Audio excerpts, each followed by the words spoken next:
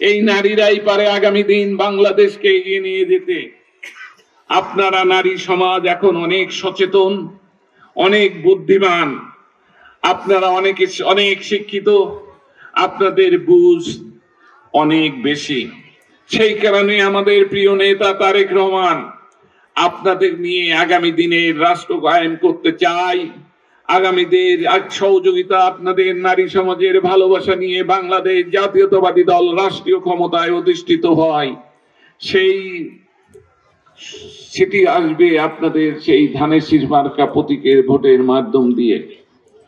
প্রিয় বোনেরা, মায়েরা, আজকে আমরা আগামী দিনের জন্য একটি সুখী সমৃদ্ধশালী রাষ্ট্র প্রতিষ্ঠার জন্য আমাদের নেতা তারেক রহমানের হাতকে শক্তিশালী করার জন্য আপনারা ঐক্যবদ্ধভাবে কাজ করবেন, আমি আজ থেকে আপনাদের কাছে এই আশা ব্যক্ত করি।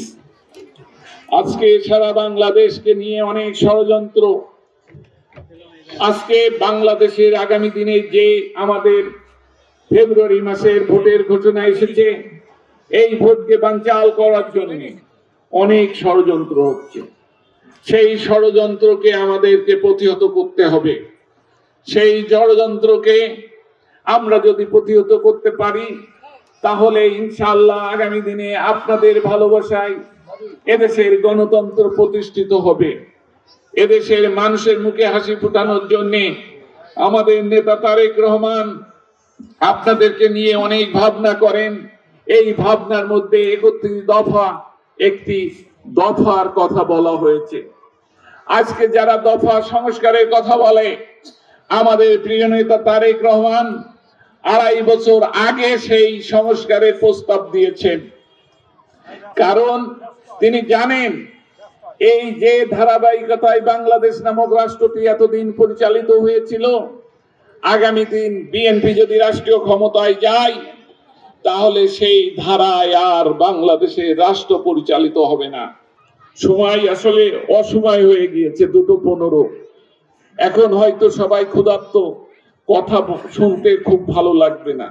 তার মধ্যেও 2-1টি কথা, যেহেতু আপনারা এসেছেন বিএনপিকে ভালোবেসে, বিএনপির পক্ষে 2টো কথা আপনারা শুনতে, এই জন্য আমি সংক্ষেপে 2-1টি কথা বলে শেষ করব। আজকে গত 16টি বছর আমরা যেভাবে এই রাষ্ট্রীয় ক্ষমতার মধ্যে ছিলাম, আমরা দেখেছি ভোটের নামে প্রহসন হয়েছে।